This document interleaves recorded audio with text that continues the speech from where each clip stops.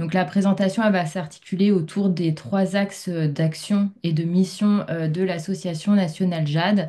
Et ensuite, comme le disait Marie, on répondra à vos questions à la fin de la présentation. Donc, déjà, on va commencer par qui sont les jeunes aidants, qui est-ce qu'ils aident, qui est-ce qu'ils aident, quelles aides ils apportent. Donc, les jeunes aidants sont tous les enfants et les adolescents, donc de moins de 18 ans, qui apportent des soins, de l'assistance ou du soutien non rémunéré à un proche en situation de handicap, malade, ou alors qui est en perte d'autonomie, ou encore qui a un problème de santé mentale ou tout autre problème de santé associé à un besoin de soins, de soutien ou de supervision. Donc ça, les jeunes aidants, ils ont vraiment moins de 18 ans et entre 18 et 25 ans, on parle de jeunes adultes aidants pour la bonne raison qu'à partir de 18 ans, les aidants peuvent bénéficier, même s'ils sont jeunes, des mêmes droits et des mêmes aides que les aidants adultes. Le proche aidé, c'est le plus souvent un parent, un frère, une sœur ou un grand-parent. Et il faut savoir que certains jeunes apportent de l'aide à plusieurs proches. Ils apportent de l'aide, donc comme je disais tout à l'heure, à cause d'une maladie physique qui touche leurs proches, d'un trouble mental ou encore d'une addiction ou enfin d'un handicap. Ils vont participer à différentes tâches, par exemple au domicile, ils vont apporter différentes aides, donc de la gestion du domicile avec des tâches ménagères, par exemple, ils vont faire les courses, le ménage, préparer les repas. Ils vont aussi gérer la fratrie en les accompagnant à l'école ou en les aidant à faire leurs devoirs. Et ils apportent aussi souvent un soutien dans les tâches administratives ou un soutien financier. Ils peuvent aussi apporter un soutien émotionnel en écoutant la détresse du proche ou tout simplement en l'encourageant. Et dans certaines situations où le niveau d'aide est assez élevé, ils vont apporter des soins personnels et médicaux, donc par exemple changer les pansements ou encore préparer les médicaments de leurs proches malades. Les effets de l'aide sur ces jeunes aidants, ils sont très variés. Ils dépendent évidemment de chacune des situations parce que chacune d'entre elles est singulière. Mais on a remarqué dans l'accompagnement de ces jeunes, hein, qu'on accompagne aujourd'hui depuis plus de 10 ans, qu'ils pouvaient encourir des risques psychomédico-sociaux, donc des risques sur leur santé mentale, leur santé physique. Ce sont des jeunes qui sont plus à risque d'être anxieux, d'être stressés, d'avoir des troubles anxio-dépressifs, des troubles du sommeil ou encore des troubles du comportement. Ça, on peut le remarquer aussi souvent dans les impacts sur la scolarité avec des difficultés d'apprentissage, de concentration. Il y a même certains jeunes qui vont aller jusqu'au décrochage scolaire, en fait, s'ils ne sont pas accompagnés de la bonne manière, que ce soit par leurs proches ou par tout le corps enseignant. Et il y a aussi des impacts sur leurs loisirs et leur vie sociale. Donc, ce sont des jeunes qui vont avoir plus de difficultés à participer à des activités extrascolaires, qui vont avoir aussi plus de difficultés à inviter leurs copains à la maison. Ça, c'est quelque chose qu'on voit assez régulièrement et il y a donc un réel sentiment de la part de certains d'entre eux, un sentiment d'isolement.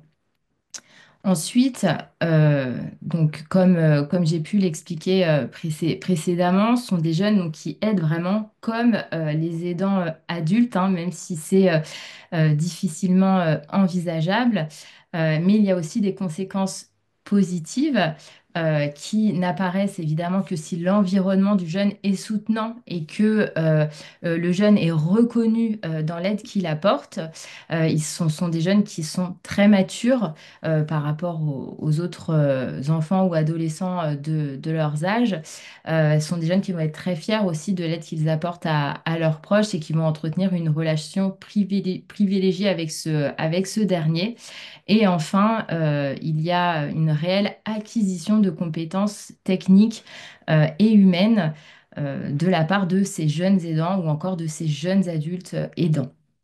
Aujourd'hui, la question qu'on nous pose souvent et avec laquelle on est toujours un peu en difficulté au niveau de la réponse, c'est voilà, qu'ils sont, ça va, mais combien sont-ils? Combien sont-ils? Donc aujourd'hui, nous, on est en lien et en partenariat depuis 2014 avec l'université Paris-Cité, qui est un laboratoire qui s'appelle le laboratoire de psychopathologie et de processus de santé, donc le LPPS. Et ils ont monté un programme de recherche qui s'appelle JAID, J-A-I-D. Vous pourrez trouver évidemment tous les volets de recherche qu'ils ont développés là depuis maintenant un certain nombre d'années. Et ces partenaires avec lesquels on s'est associé dès le début, ça nous a permis de pouvoir évaluer chacune de nos actions, chacun des dispositifs ou des expérimentations qu'on a pu mettre en place au niveau des dispositifs de répit, mais aussi par exemple des actions de sensibilisation. Et au-delà de ça, c'est grâce à ce laboratoire qu'on a aussi des chiffres sur les jeunes aidants. Et donc aujourd'hui, je voulais vous présenter vraiment trois études, enfin, les études phares du projet de recherche GED. Donc l'étude ELIAS sur les jeunes aidants collégiens. Et donc, sur cette étude, on sait que sur les environ 2000 collégiens qui ont été interrogés, 12,3% étaient considérés, enfin, sont considérés comme jeunes aidants. Donc, 12,3%, ça correspond au collège à 2 à 3 collégiens par classe. Donc, c'est quand même assez énorme. À ne pas confondre avec le chiffre de 30,7 qui correspond aux enfants qui, dans leur entourage, ont un proche qui est malade, en situation de handicap, en situation de perte d'autonomie ou d'addiction. Et donc, on fait bien le distinguo entre ces jeunes-là et les jeunes aidants. Parce qu'on peut aujourd'hui avoir un proche qui est malade en situation de handicap chez soi sans être forcément jeune aidant. Et donc, pour pouvoir les identifier, nous, on a traduit, enfin nous, nos partenaires de l'université ont traduit des questionnaires anglais, parce que l'Angleterre, c'est le pays le plus avancé sur le sujet, pour pouvoir évaluer les situations d'aidance et justement identifier les jeunes qui ont le plus besoin de répit ou d'un suivi psychologique ou d'une famille qui a besoin d'un suivi social. Voilà, donc on fait toujours le distinguo vraiment entre les jeunes confrontés à la maladie ou au handicap d'un proche et les jeunes aidants. Donc ça, c'était un petit aparté. Ensuite, il y a eu l'étude ADOCARE, donc sur les jeunes aidants lycéens. Donc sur les 4000 lycéens qui ont été interrogés, il y en a 14,3% qui sont considérés comme aidants. Donc ça fait 3 à 4 par classe. Et enfin, l'étude Campus Care, donc au niveau des universités. 16% des étudiants sont des jeunes adultes aidants.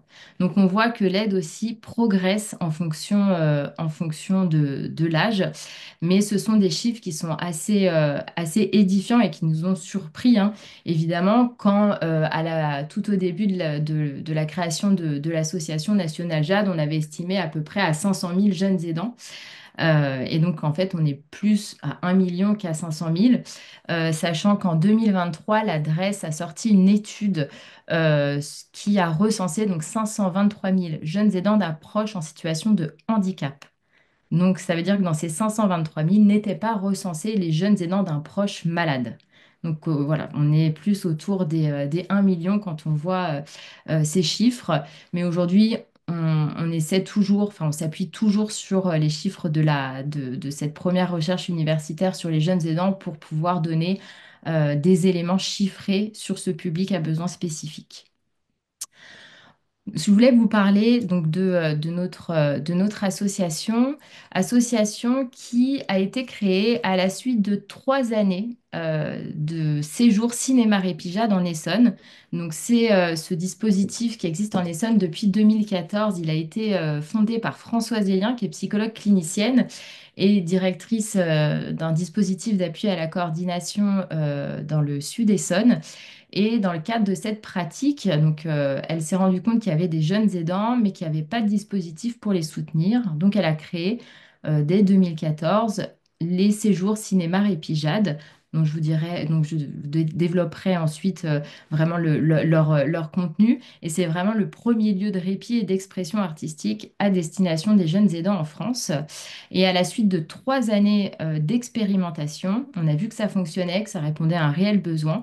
On a décidé de créer l'association nationale Jeunes Aidants Ensemble JAD, qui a donc 3 missions principales. Évidemment, le soutien aux jeunes aidants avec des dispositifs artistiques répit, d'autres dispositifs que je développerai ensuite qui ont été, notre offre en fait a été étoffée au cours des années en fonction des retours qu'on a pu avoir des jeunes, des familles et des professionnels intervenants, avec toujours l'objectif de prévenir les risques psychomédico-sociaux qu'encourent ces jeunes aidants. Toujours aussi un enjeu d'égalité des chances, hein, quand on sait que les 2 tiers des jeunes qu'on accueille sont des filles, et une valorisation aussi de leurs compétences que j'ai pu évoquer précédemment. Ensuite, l'autre mission, et ça c'est mon cœur de métier à moi, c'est vraiment d'accompagner et de former toutes les structures en France qui souhaitent porter un dispositif pour les jeunes aidants. Et donc ça fait partie de l'essaimage. L'essaimage, c'est la raison initiale pour laquelle on a créé l'association nationale JAD. Donc c'est de pouvoir dupliquer le dispositif artistique Répit comme en Essonne, partout sur le territoire. Donc pas forcément porté par notre association, mais par d'autres structures, que ce soit des associations de famille, d'aidants, des plateformes de répit ou autres, qui souhaitent monter sur leur département un dispositif pour ce public. Aujourd'hui, il y a un dispositif par région et l'objectif final, c'est d'en avoir un par département parce qu'on sait que les jeunes aidants sont très nombreux. Enfin, pour arriver à mettre en œuvre en fait toutes les 2 actions de soutien et de formation des structures, on sensibilise constamment tous les professionnels qui peuvent être confrontés de près ou de loin à des jeunes aidants, à des situations de jeunes aidants. Donc, ce sont les professionnels de santé, du social, du médico-social, de l'éducation nationale, toutes les institutions publiques, les jeunes eux-mêmes, le grand public.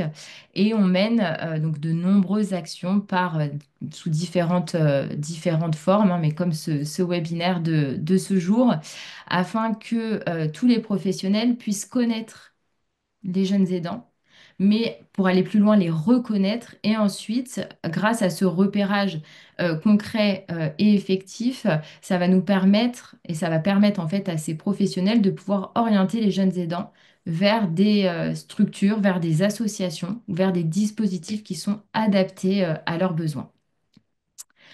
Donc ça, je l'ai déjà dit. Toujours la même méthodologie, en partenariat avec l'Université Paris-Cité. On expérimente. Chacune de nos actions est évaluée.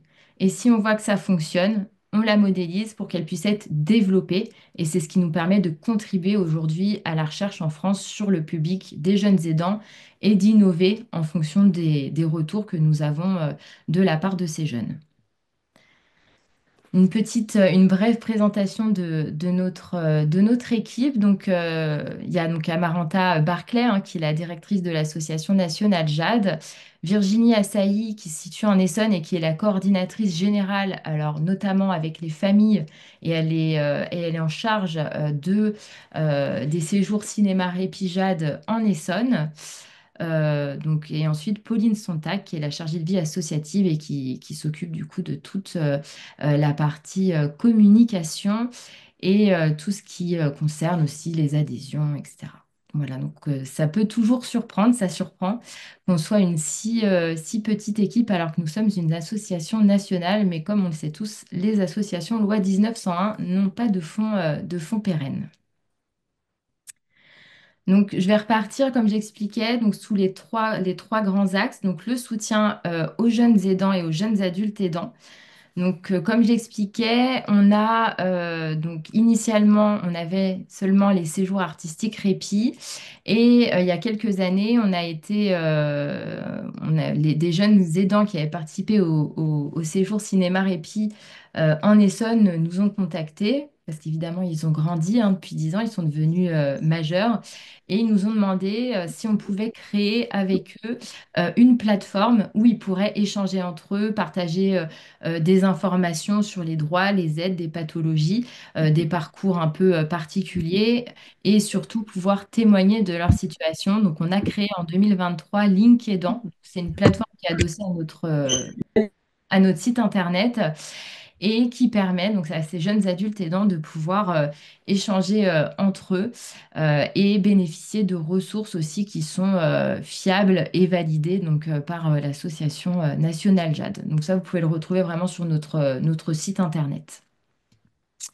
On a un quiz qui est aussi sur le site internet hein, sous format de 10 questions et ça permet aux jeunes de s'identifier comme jeunes aidants, mais il est surtout utilisé par les professionnels quand ils ont un doute sur telle ou telle situation. Donc ça, il ne faut pas hésiter à l'utiliser et à s'en servir comme d'un outil d'identification pour ce public. Une ligne nationale, alors ça c'est très classique, mais elle existe voilà, depuis 2014. Et même si elle est très peu utilisée directement par les jeunes, on est très souvent contacté, donc pareil, par les professionnels qui ont repéré des situations ou alors directement par les représentants légaux des jeunes aidants. Les dispositifs, donc les séjours et les ateliers artistiques répit. Donc on parle de dispositifs artistiques répit et ensuite il y en a aujourd'hui 23 en France, donc portés par diverses structures. Et c'est vraiment un dispositif qui peut avoir lieu sous format de séjour, donc en résidence avec hébergement, hein, c'est la majorité. Et il y en a d'autres, ça va être seulement sous forme d'atelier, donc à la journée. L'objectif, que ce soit sous format de séjour ou d'atelier, c'est de permettre aux jeunes d'avoir un temps de répit, un temps où ils vont pouvoir souffler, se reposer, faire communauté avec d'autres jeunes qui vivent des situations similaires, mais aussi un moment où ils vont pouvoir s'exprimer grâce à un média artistique, donc que ce soit le cinéma, donc ça c'était en Essonne, mais maintenant il y a du théâtre, il y a de la marionnette, il y a du clown répit, de la danse, enfin c'est vraiment de la radio. Ce sont des médias artistiques qui sont aujourd'hui extrêmement variés et qui dépendent des départements dans lesquels on se trouve. Et ce sont des dispositifs qui sont entièrement gratuits pour les jeunes, et leurs familles, et encadrés par une équipe pluriprofessionnelle. Donc on a des animateurs, des artistes pour la partie d'expression artistique et des psychologues. Et ils sont conçus pour que ces jeunes voilà, puissent bénéficier d'un lieu où ils vont déposer ce qu'ils ont à déposer sur leur situation. Et notre objectif, c'est que tous les jeunes aidants puissent en bénéficier en France, d'où l'objectif d'en avoir un par département, même si aujourd'hui on en est un peu loin, mais bon, ça va venir. Et suite au Covid, donc en 2021, on a eu pas mal de retours de familles hein, qui nous disaient que la période estivale, c'était assez difficile pour les jeunes aidants qui ne trouvaient pas forcément de temps pour eux, pour souffler, pour faire une pause, qui n'avaient pas la possibilité pour certains d'avoir des loisirs ou de partir en vacances. Et donc, on a créé le séjour interrégional de répit hein, qui se déroule une fois par an. Généralement, c'est en Bretagne, dans le Finistère, et ça nous a permis d'accueillir 25 jeunes des quatre coins de la France, donc repérés par notre association et nos partenaires en région hein, qui portent des séjours artistiques répit. Et donc, depuis 2021, chaque année, il y a 25 jeunes des quatre coins de la France qui se rejoignent pour une semaine de vacances.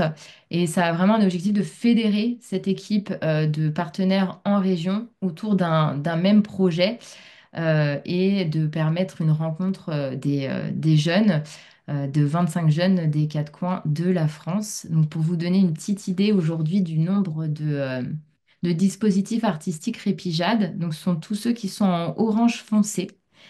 Vous pouvez constater que dans le sud, il n'y en a pas encore beaucoup, mais on y travaille. Et en orange clair, ce sont toutes les structures sur les départements concernés qui sont en cours d'accompagnement.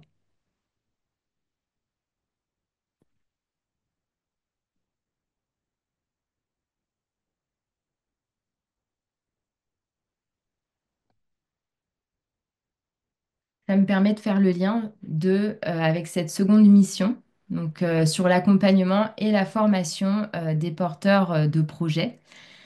Donc, comme je le disais, ce n'est pas l'Association nationale JAD qui porte les 23 dispositifs au national, mais nous sommes en partenariat avec des structures qui sont déjà implantées et identifiées sur leur territoire et qui ont une connaissance du réseau et donc pour lesquelles c'est plus simple de pouvoir sensibiliser les professionnels. Donc cette phase d'essaimage, elle s'est déroulée en plusieurs temps. Donc il y a eu 2014, la création des séjours cinéma répit, 2017, création de l'association nationale JAD, et ensuite on a expérimenté de 2018 à 2021 cette action d'essaimage. Ça nous a permis de labelliser sept structures qui aujourd'hui portent des séjours artistiques répit. Ça a été évalué et on a vu que voilà, ça fonctionnait très, très bien et qu'il y avait de plus en plus de demandes de la part de structures sur différents territoires. Et donc, on a continué à essaimer. Donc, on propose un accompagnement sur mesure, étape par étape, du repérage des jeunes aidants avec la mise en place d'actions de sensibilisation à la mise en place du dispositif final. Et ça nous permet de pouvoir donner et transmettre à toutes ces structures en région nos connaissances, nos outils et voilà, tous les supports pour pouvoir sensibiliser tout l'écosystème sur leur département et pour qu'ils puissent être eux-mêmes en fait autonomes sur le sujet des jeunes aidants.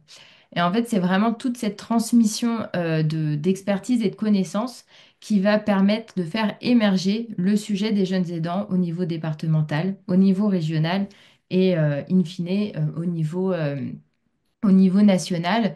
Et ça permet surtout de désinvisibiliser le sujet des jeunes aidants. Le label, donc je l'ai évoqué très brièvement, donc quand on accompagne, donc étape par étape, ensuite on reçoit généralement un projet pédagogique et artistique de la part de ces structures qui est validé par notre conseil d'administration. Et il y a une convention de partenariat entre l'Association nationale JAD et chacune de ces structures et elles obtiennent en fait le label JAD. C'est-à-dire qu'aujourd'hui en France, tous les dispositifs à destination des jeunes aidants, les dispositifs artistiques répit, ils recoupent en fait tous les mêmes critères, c'est-à-dire qu'ils sont tous entièrement gratuits pour les jeunes et les familles. Ils sont tous dotés d'une équipe pluriprofessionnelle, tous dotés d'un média. Et il y a toujours un équilibre qui est recherché entre les temps de répit et les temps d'expression artistique. C'est-à-dire que ce ne sont pas des séjours où on va faire 7 8 heures de théâtre ou de cinéma dans la journée. L'objectif, c'est aussi de pouvoir suivre les besoins et les attentes des jeunes sur ces dispositifs et surtout qu'ils puissent bénéficier d'un réel répit. Les familles, donc ça c'est un des critères aussi principaux parce qu'on accueille uniquement des jeunes aidants, donc ils sont tous mineurs. Les familles, elles sont partie prenante à ces dispositifs grâce à des réunions d'information, des réunions bilan, et ce sont des familles qui quand même nous font confiance pour accueillir leurs jeunes alors le format classique, c'est généralement 2 fois une semaine par groupe d'âge. Donc en tout cas, ça c'est en Essonne. En Essonne, c'est 2 semaines en octobre et 2 semaines en février pour une semaine pour les enfants et une semaine pour les adolescents. Donc voilà, on scinde toujours par groupe d'âge quand c'est possible. Et donc les familles, elles sont partie prenante du coup à ce dispositif. Et chaque dispositif labellisé JAD fait l'objet d'une évaluation par l'Université de Paris-Cité. Donc, on a des questionnaires qui sont transmis aux jeunes et à leurs familles. Et ça, c'est ce qui nous permet de faire avancer la recherche sur le public des jeunes aidants. Et chacun de ces dispositifs en France, donc les 23, ils se finalisent toujours par une production de ce que les jeunes ont créé pendant les séjours. Donc là, par exemple, le 7 mai prochain, hein, c'est très, très bientôt, il y aura à Ris-Orangis au cinéma Les Cinoches la projection des films qui ont été réalisés par les enfants et les adolescents lors des séjours Cinéma Répija de 2024-2025. Vous pouvez toujours vous inscrire. Si vous voulez, je pourrais vous envoyer le lien d'inscription. Et ça, c'est vraiment partout, partout pareil. Alors, pas toujours une projection de film, hein, ça peut être une représentation théâtrale, ça peut être une exposition photo, un spectacle de danse. Mais l'objectif, c'est de pouvoir, c'est de permettre à ces jeunes de dire à leur famille, parce que lors de ces restitutions, il y a bah, les familles, des partenaires, l'équipe, et puis évidemment les jeunes, mais c'est ce qui leur permet de dire les choses à leur famille dans un autre contexte que familial, d'où l'importance d'avoir cette restitution finale à la fin de chacun des dispositifs. Et enfin, donc cette troisième mission qui est l'apport d'expertise, ou devrais-je dire la sensibilisation de l'écosystème des jeunes aidants. Parce qu'accompagner ce public, ça suppose d'avoir connaissance de l'ensemble de l'écosystème qui va graviter autour d'eux, c'est-à-dire bah, l'ensemble des professionnels et des structures qui peuvent être amenés à rencontrer ces jeunes. Et quand on a créé ce graphique, on s'est rendu compte, hein, même si on le savait déjà, que c'était un sujet qui était extrêmement transversal, d'où l'importance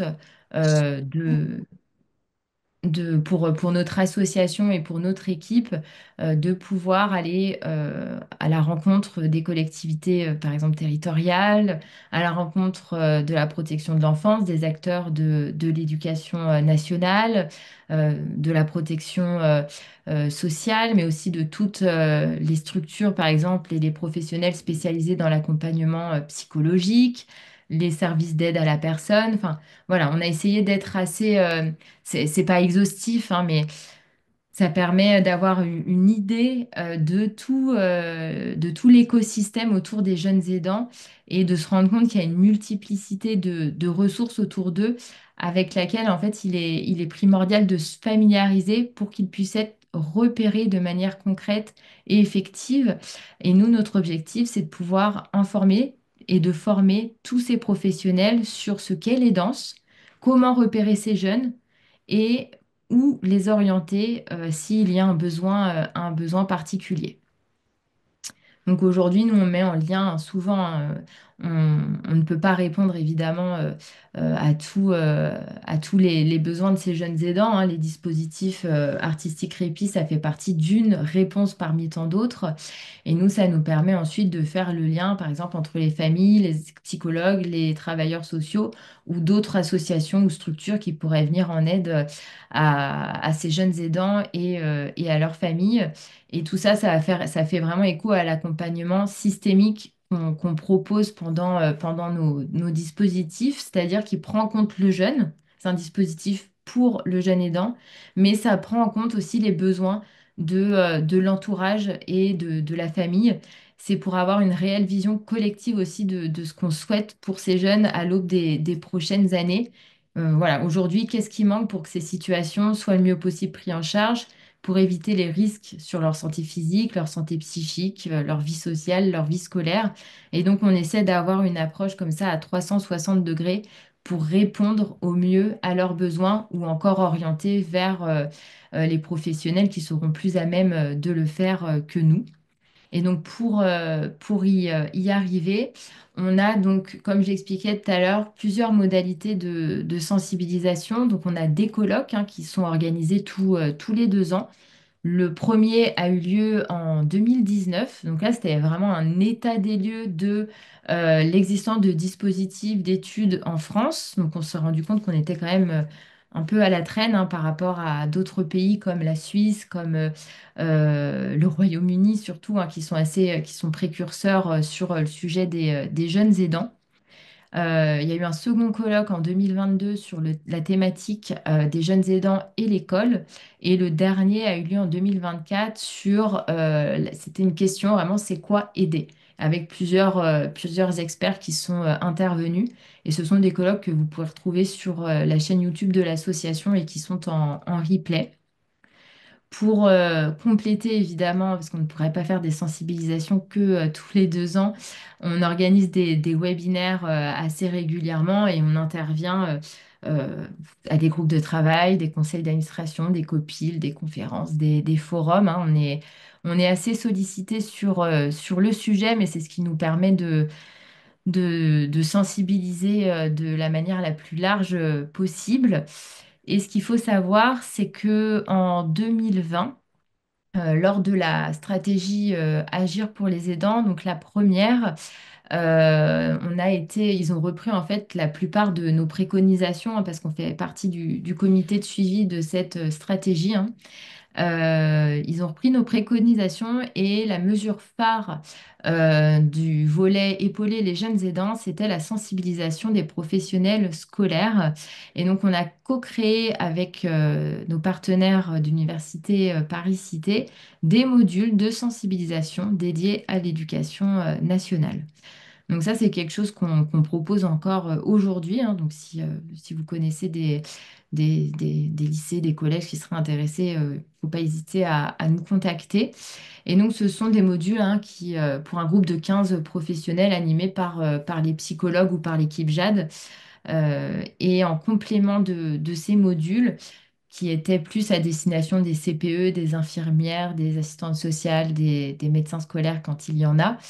On a publié en 2024 un guide de sensibilisation à destination des professionnels scolaires et je pense que Marie pourra vous le transmettre après la présentation, mais c'est assez complet et je pense que même si on ne fait pas partie de l'éducation nationale, c'est un guide qui est très intéressant à lire. Euh, et donc, quand on a fait ces sensibilisations, on a commencé à faire ces modules pour l'éducation nationale. Ils nous ont dit que je crois que c'est une assistante sociale qui nous a dit que ça serait quand même très intéressant qu'on puisse proposer ce même type de module, mais adapté aux agents sociaux et médico-sociaux des départements. Donc, on a créé un module pour les autres professionnels et ensuite qu'on adapte en fonction de la spécialité de chacun, voilà, ou de chacune des structures qui nous contactent.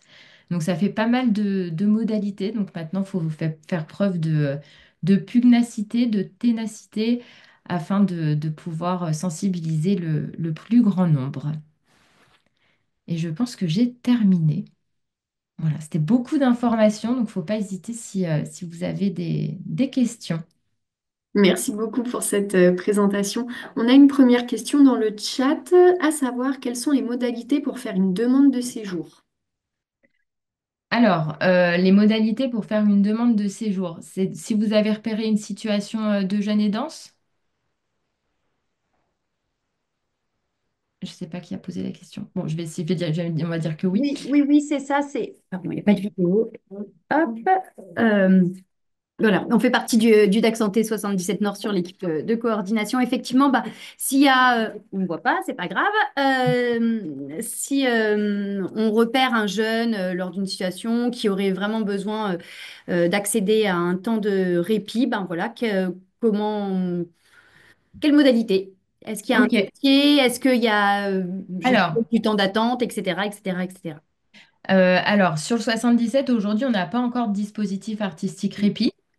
Donc, dans un premier temps, hein, vu que là, je suis avec plein de professionnels du 77, n'hésitez pas, si vous avez identifié une asso, une plateforme de répit, hein, qui souhaiterait porter ce type de dispositif.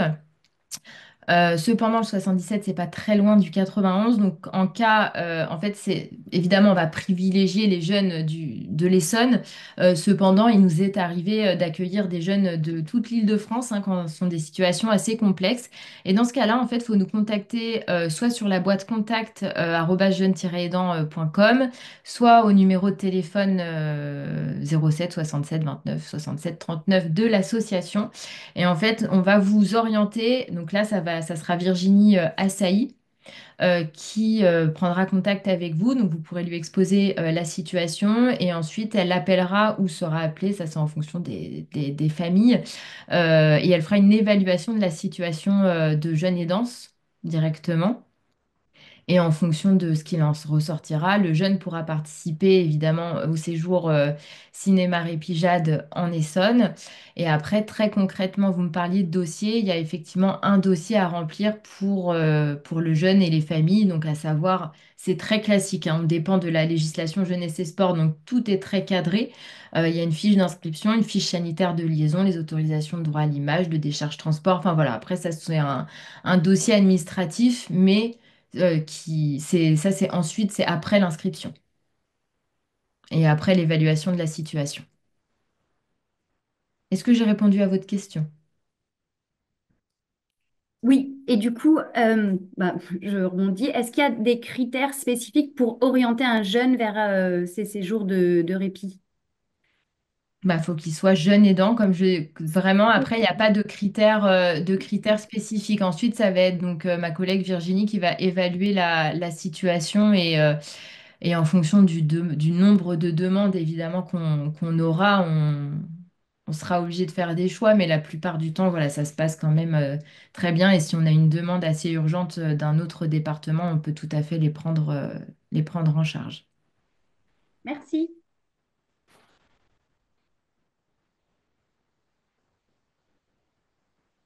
Je me permets de revenir aux études qui ont été faites par le laboratoire. Je voulais savoir quels indicateurs de mesure justement ont été utilisés sur les danses chez les jeunes pour bien catégoriser, voilà, par exemple sur l'étude auprès des collégiens. Les indicateurs. Alors en fait, ça, faudra que j'en reparle avec nos collègues de l'université.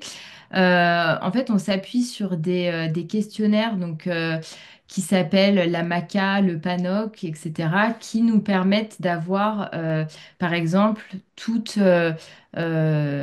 c'est catégorisé. C'est-à-dire qu'on va avoir la situation du jeune, qui est-ce qu'il aide, quelle est la pathologie du proche aidé, quel type d'aide il va fournir, est-ce qu'il gère la fratrie? Est-ce qu'il s'occupe des tâches ménagères? Les deux? Est-ce qu'il y a du soutien administratif? Ensuite, ça va être vraiment des degrés et des niveaux d'aide qui vont être catégorisés. Et ensuite, l'impact sur voilà, comment il se sent aujourd'hui et quels seraient ses besoins. Et ça, c'est toutes les informations que vous pouvez retrouver du coup sur leur site internet GED du programme de recherche GED, à savoir que on est en train d'expérimenter, ça j'en ai pas parlé, mais il y a tellement de choses à dire et on n'a pas beaucoup de temps, mais on est en train d'expérimenter un outil de mesure de l'aidance, donc justement qui traduit la MACA, le PANOC en français, et ça s'appelle Toolkit. Et donc c'est un outil de mesure de l'aidance qui nous permet d'identifier et d'évaluer la situation de jeune aidance dans sa globalité et de pouvoir identifier les besoins prioritaires. Mais ça, on en reparlera évidemment plus tard. Il y aura des informations et des données consolidées un peu plus tard, parce que là, on est justement en phase expérimentale avec nos partenaires en région. D'accord. J'ai indiqué dans le chat, si vous le souhaitez, le lien du site internet du coup de GED. On a une autre question, toujours par rapport à ces études. Au niveau des statistiques, avez-vous constaté que les jeunes étaient davantage issus de familles monoparentales ou non? Alors, j'ai pas les chiffres en tête, mais oui, quand Françoise Zélien justement a commencé à s'intéresser aux jeunes aidants, c'est justement dans des foyers monoparentaux, souvent avec des mères qui étaient atteintes d'un cancer et qui étaient seules avec leurs enfants. Donc alors après, là, j'ai pas les chiffres, je n'ai pas de chiffres en tête. Cependant, ce qu'on constate dans les situations de foyers monoparentaux, c'est que le niveau d'aide est souvent plus élevé que dans d'autres familles où il y a les deux parents.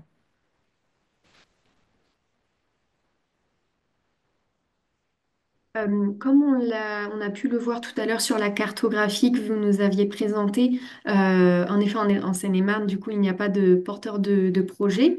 Est-ce que vous avez tout de même identifié les structures sollicitantes en Seine-et-Marne, des structures qui ne sont pas porteuses de projet, mais qui sont déjà un peu sur le terrain à repérer des jeunes et du coup qui vous sollicitent? Sur le 77, je crois pas, là, ça me dit rien du tout. Je vais regarder tout de suite. Mais il me semble que le 77, j'avais pas eu de contact particulier. En tout cas, Jade n'a pas été contactée par une structure en particulier. Donc, faut pas D'accord. hésiter à faire le lien. Et je me permets, je suis désolée, je rétropédale sur la question précédente. Sur les foyers monoparentaux, on a une étude.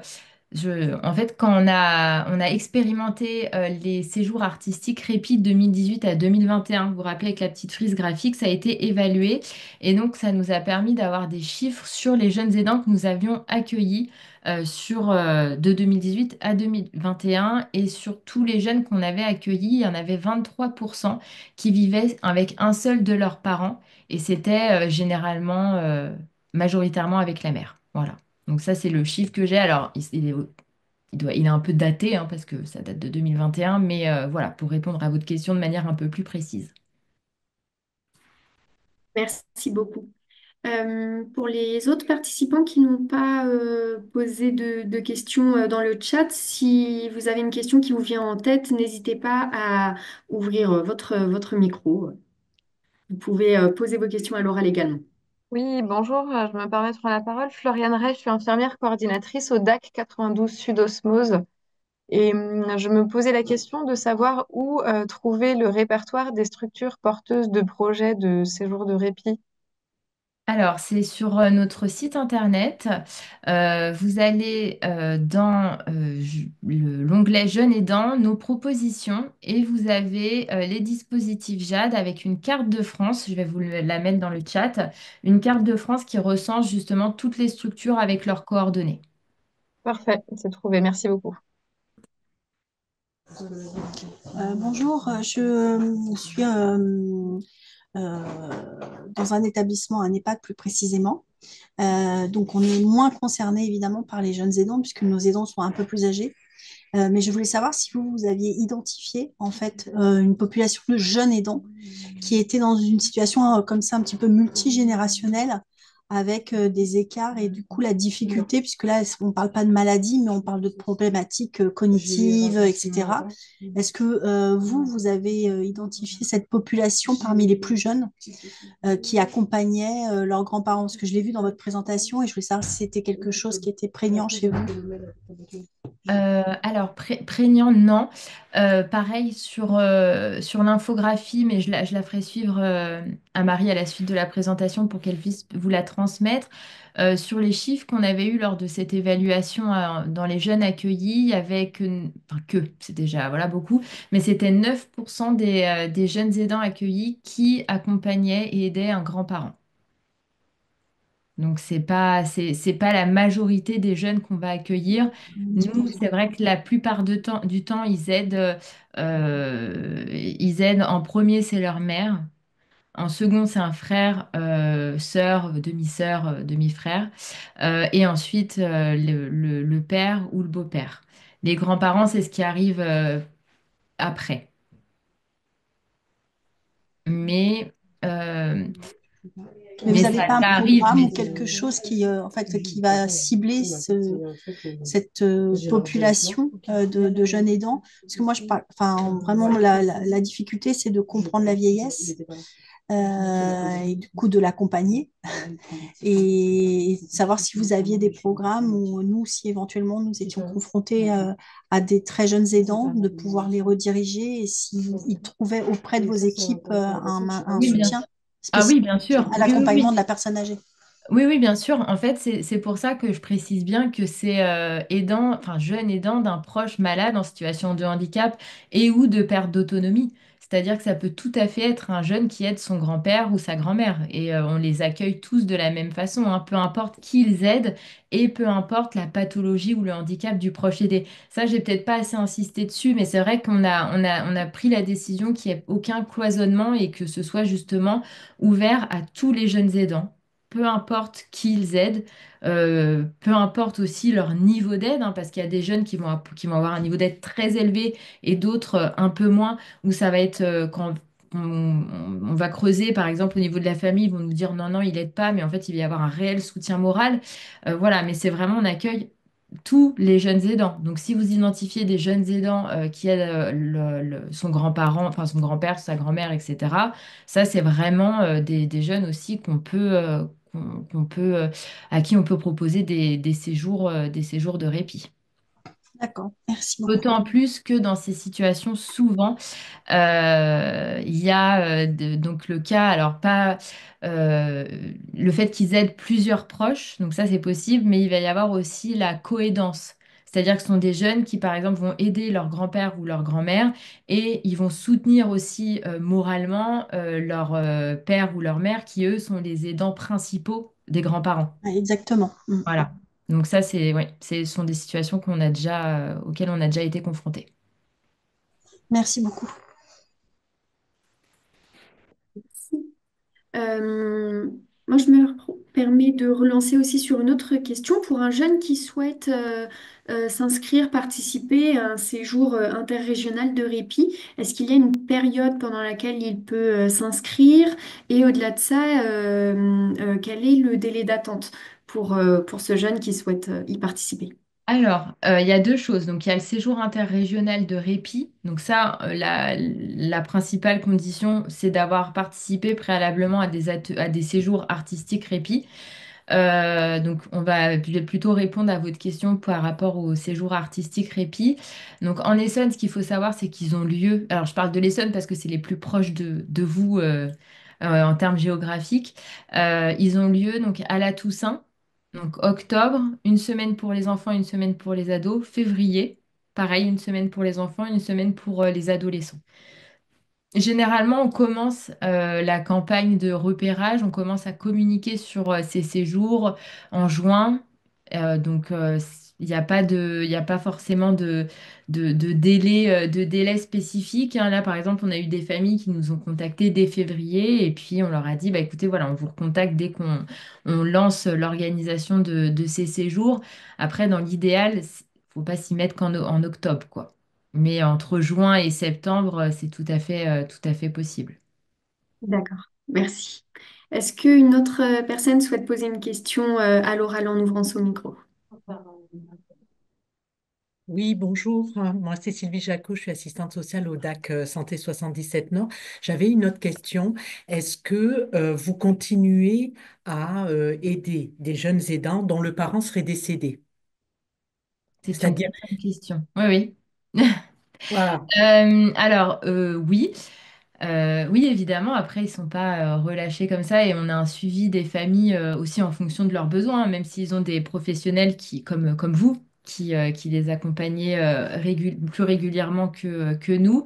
Mais on a eu beaucoup de situations, enfin beaucoup. On a eu pas mal de situations où les jeunes, d'une session sur l'autre, donc par exemple en octobre, ils aidaient leurs proches et en février, enfin entre octobre et février, leur proche est décédé. Voilà, donc ça nous est beaucoup arrivé. Évidemment, ce ne sont pas des jeunes à qui on va dire non, non, bah, vu que ton proche est mort, tu reviens plus au séjour. Donc non, non, on finit l'accompagnement tant que les jeunes en ont encore besoin. Et après, on est aussi en lien, alors c'est la SFAP, je me rappelle, oui, ça c'est la vie, la mort, on en parle. Enfin voilà, on a quand même aussi beaucoup de partenaires vers qui on peut orienter ces jeunes s'il y a un besoin supplémentaire.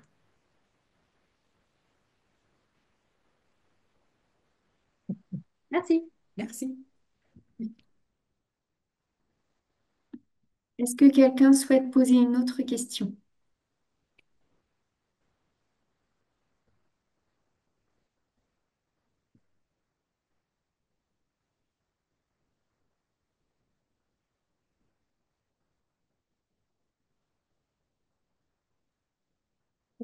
S'il n'y a pas d'autres questions, hop, je vous invite à prendre... Ah, il y Bah, en a une dernière. Oui, après, c'est des choses très... Est-ce que les jeunes, il y a une question d'adhésion à l'association ou pas? Oui, alors en fait c'est 10 euros par famille. Voilà, d'accord, hein. Parce qu'après, il peut y avoir aussi le système quand ils sont plus jeunes aidants. Alors, je repense, bon, si le parent est décédé, mais c'est ça, de père aidant, c'est-à-dire de témoignages, leur expertise, de continuer, même s'ils sont plus jeunes aidants, mais de pouvoir transmettre un peu leur Bien sûr. expérience. Bah après, on propose, alors après, ça, c'est chaque jeune a ses centres d'intérêt, mais on a eu certains jeunes, et encore aujourd'hui, hein, qui ont participé au premier séjour cinéma Répija en Essonne et qui aujourd'hui sont les animateurs ou les directeurs de séjour de tel ou tel dispositif. Et donc oui, c'est ça, c'est que ça permet de poursuivre ce lien comme les jeunes adultes aidants qui nous ont contactés pour créer LinkedIn. Oui, oui, tout à fait. Mm. Le lien perdure. Après, on peut pas garder le lien avec toutes les familles et toutes n'en ont pas Oui, besoin, puis eux veulent évidemment. peut-être pas, voilà, non Voilà, plus. c'est ça. Mm. Mais quand il y a une demande de leur part, évidemment. Mm. Bon, voilà.